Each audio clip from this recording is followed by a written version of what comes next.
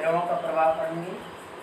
द्रवों का प्रवाह, द्रवों का प्रवाह, फ्लो ऑफ लिक्विड्स।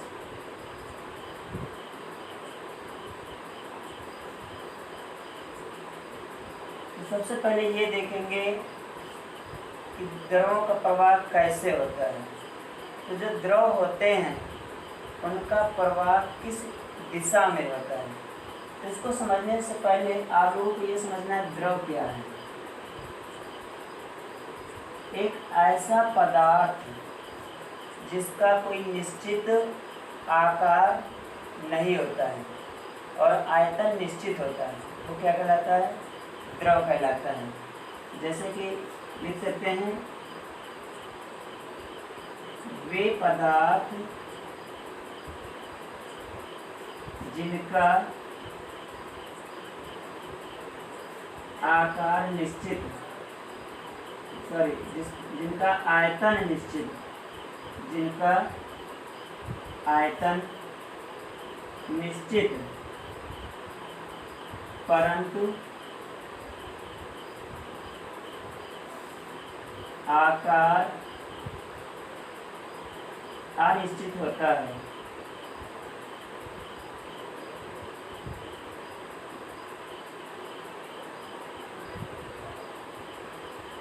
द्रव कहलाते हैं।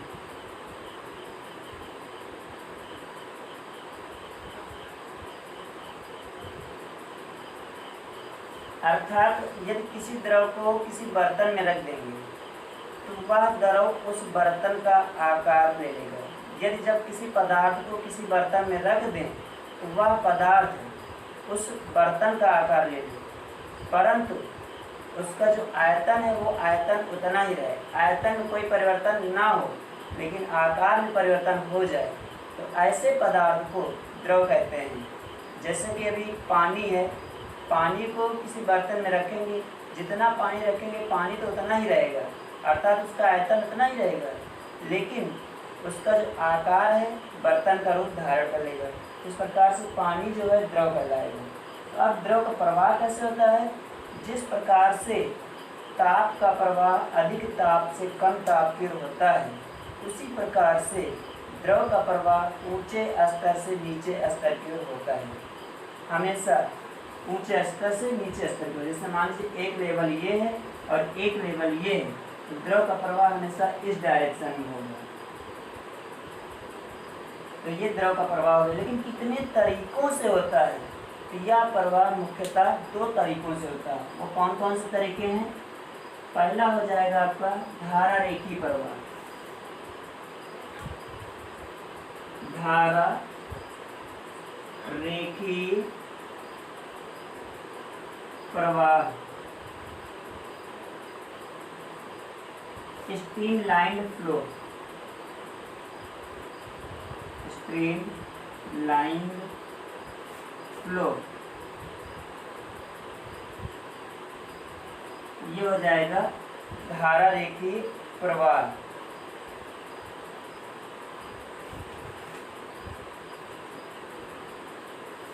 तो यहाँ पर देखिए स्ट्रीम लाइन फ्लो क्या होता है। ऐसा प्रवाह या फिर लिख सकते हैं द्रवों का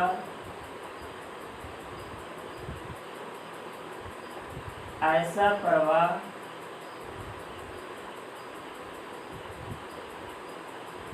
जिसमें द्रवों के कण एक दूसरे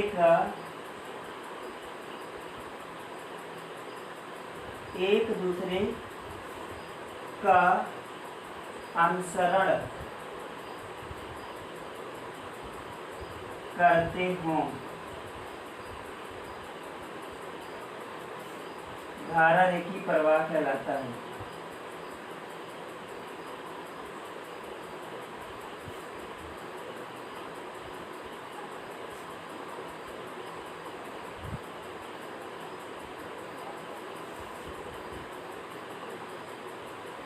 अब इसका मतलब समझिए, जैसे कि यहाँ पर एक कण है द्रव का और दूसरा कण ये है, तीसरा कण ये है, चौथा कण ये है, इस प्रकार से सब कण है।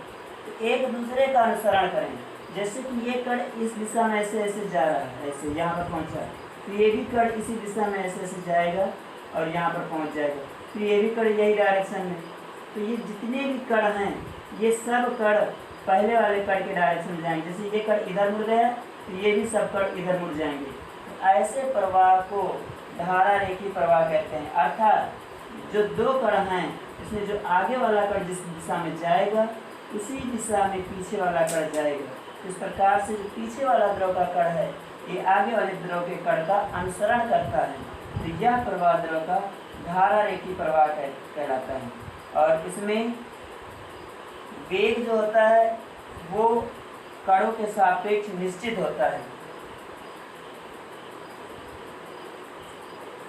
तो जैसे कि यहाँ पर एक चित्र के दिशा में दिखाया गया है, ये देखिए एक चित्र है, ये द्रव का प्रवाह हो रहा है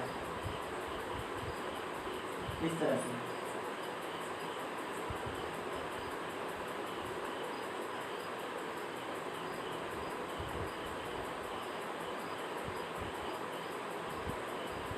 तो ऐसे द्रव के प्रवाह से हमें ये पता चलता है कि जो द्रव प्रवाहित होता है वो परतों के रूप में है। देखिए ये सबसे ऊपर वाली परत हो जाएगी, इसके बाद इससे नीचे वाली ये परत है, फिर उससे नीचे ये परत है, फिर उससे नीचे ये परत है।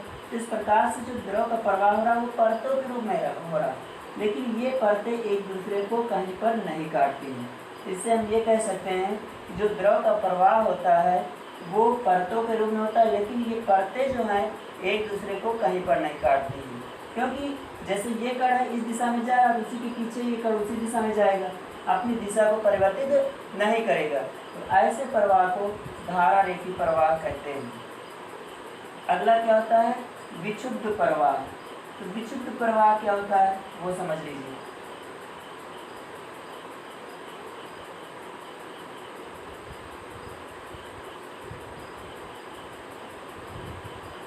विक्षुब्ध प्रवाह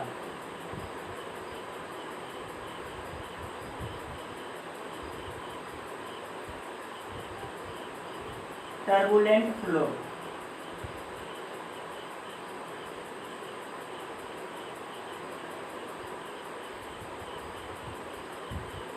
टर्बुलेंट फ्लो, विक्षुब्ध प्रवाह। देखिए द्रवों का जो प्रवाह है, ठीक है, अब पहले तो हमने बताया धारा रेखी, तो उसमें एक कण दूसरे कण का अनुसरण करता था, लेकिन अब क्या होगा कि वो कण जो है एक दूसरे का अनुसरण नहीं करेंगे। इससे हम कह सकते हैं कि द्रवों का ऐसा प्रवाह, द्रवों का ऐसा प्रवाह जिसमें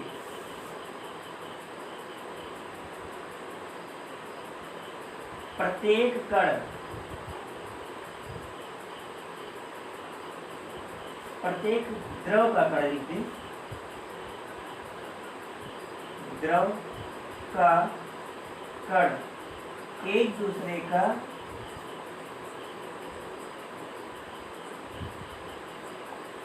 अनुसरण ना करें, तो ऐसा प्रवाह विक्षुब्ध प्रवाह कहलाता है। तो ऐसा प्रवाह विक्षुब्ध प्रवाह कहलाता है।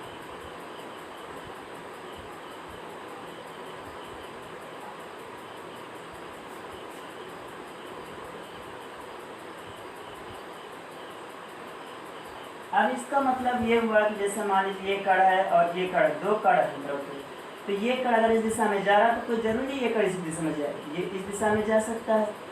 तो इसका मतलब ये है कि जो द्रव के कण हैं इनकी दिशा कोई निश्चित नहीं है, अर्थात ये कण एक दूसरे का अनुसरण नहीं करते हैं।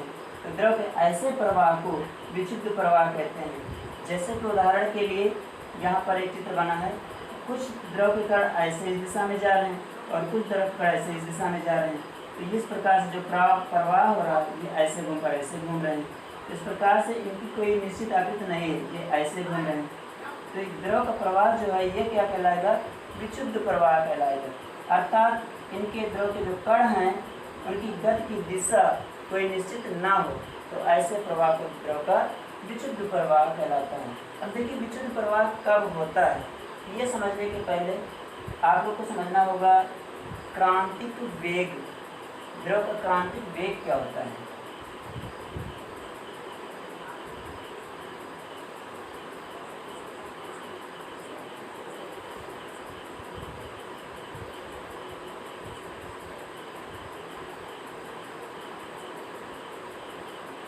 जैसे मान लीजिए कि एक कोई द्रव का धारा रेखी प्रवाह है, जैसे यहाँ पर द्रव प्रवाहित हो रहा है ऐसे, तो इसमें जो कण हैं वो एक दूसरे का अनुसरण करते हैं, यानी ये द्रव जो है धारा के रूप में प्रवाहित हो रहा है, धारा के रूप में एक मार्ग बन रहा है, धारा रेखी प्रवाह हो रहा है। प्रत्येक कण एक दूसरे का अनुसरण करते हैं, जैसे कि ये कण है इस दिशा में जा रहा है तो इसके पीछे जितने भी कण हैं इसी दिशा में जाएंगे इस तरह से, और ये परत के रूप में बन रहा है, ये परतें एक दूसरे को नहीं काटती है, ठीक है, लेकिन इनकी वेलोसिटी तो बढ़ सकती है। आगे जैसे मान लीजिए ये कण है, इसकी वेलोसिटी अगर बढ़ गई पीछे वाले की भी वेलोसिटी बढ़ जाएगी, ठीक है।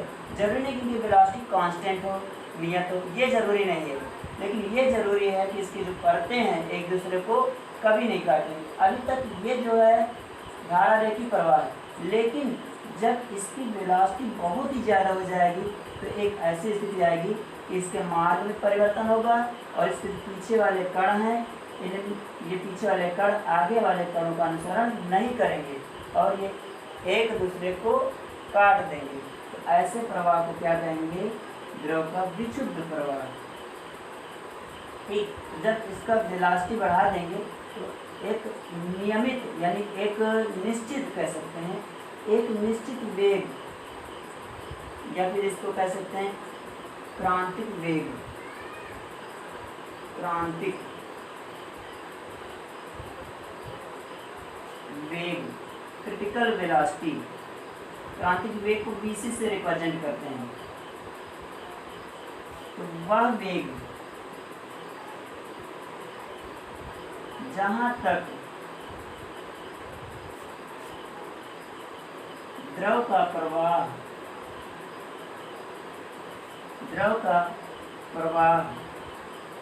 धारा रेखी बना रहे,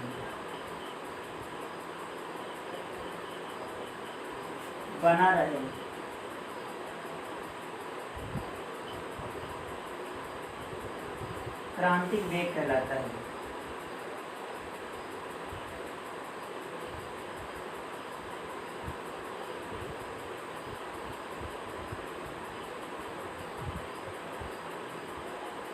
जैसे देखिए ये द्रव इस दिशा में प्रवाहित हो रहा है, लेकिन जब इसका बहुत ही ज़्यादा वेग हो जाएगा तो ये प्रवाह जो हो जाएगा अपना पथ बदल देगा, इधर उधर घूमने लगेगा।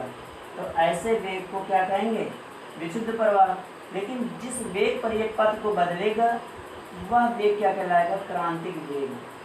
पहले तो द्रव का वेग भी है, लेकिन जब वेग बहुत ही ज़्यादा बढ़ गया तो ये जो द्रव का प्रवाह धारा रेखी है, धारा रेखी से जब विक्षुब्ध हो जाएगा तो वह वेग क्या कहलाएगा, क्रांतिक वेग।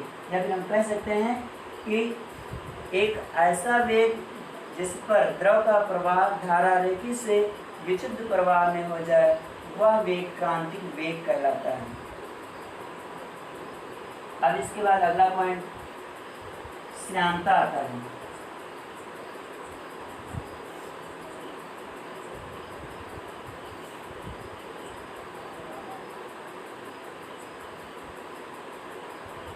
देखिए श्यानता क्या होता है, श्यानता या विस्कोसिटी कह सकते हैं, विस्कोसिटी।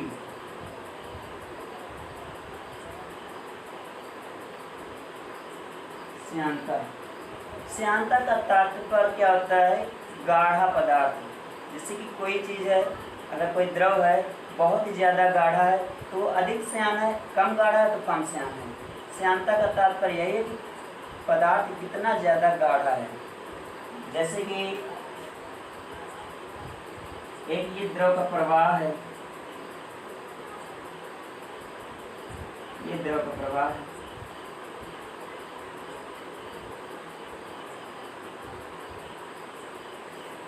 आपके लिए उदाहरण के तौर पर जैसे मान लीजिए दो वस्तुएं हैं, एक दूसरे से ऐसे रगड़ रहे हैं।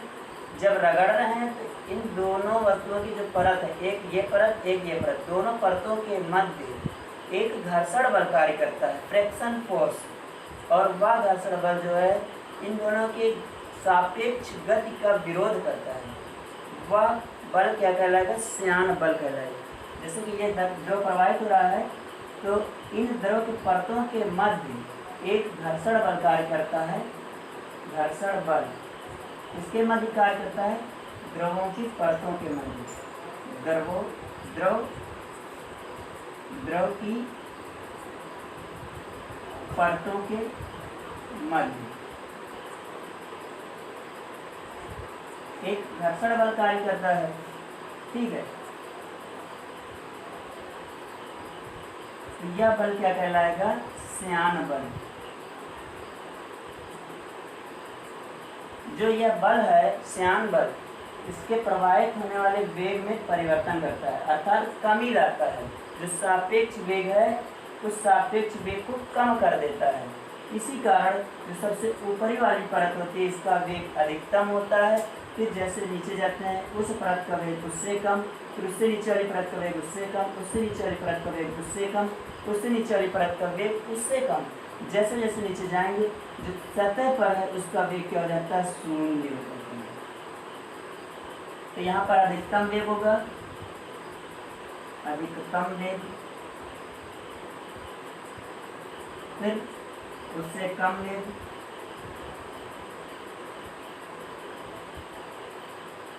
फिर उससे कम वेग,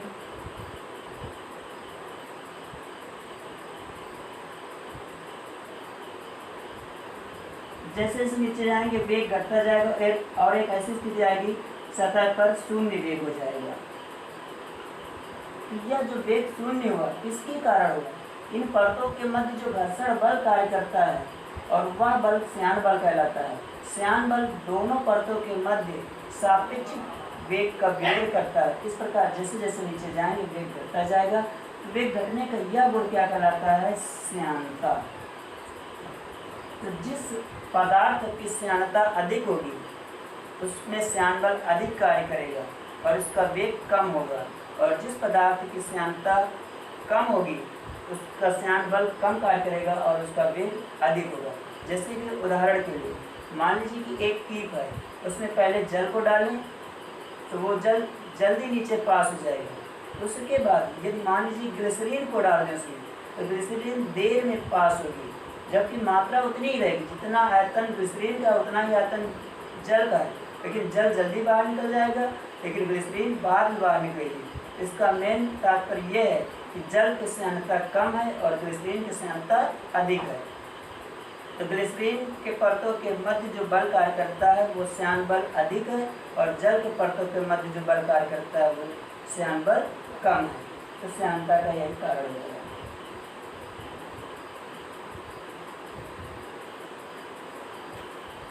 और श्यानता के तमाम एग्जाम्पल हैं, जैसे कि जो बादल होते हैं, बादलों के कण होते हैं, वो बादलों के कण जो तैरते हुए आते हैं तो ये किसका कारण है? श्यानता का कारण। जो बादल इस तरह से हैं और तैरते हुए नजर आते हैं आसमान में तो ये किसका कारण है? श्यानता का कारण है। या फिर दूसरा गुण हो जाएगा जैसे हम लोग वायु में जो है तेज चल सकते हैं और पानी में धीरे चलते हैं तो ये श्यानता का कारण है, क्योंकि पानी के जो कण वो पास पास हैं, वायु के कण दूर दूर है, इसलिए हम लोग वायु में काफ़ी तेज चल सकते हैं और पानी में वायु की अपेक्षा बहुत ही धीमे चलते हैं, क्योंकि द्रव की श्यानता अधिक है और वायु की श्यानता कम है। तो बच्चों ये द्रवों का प्रभाव हुआ। आगे के लेक्चर में हम आप लोगों को अविरतता का सिद्धांत और बर्नौली की परमें बताएंगे।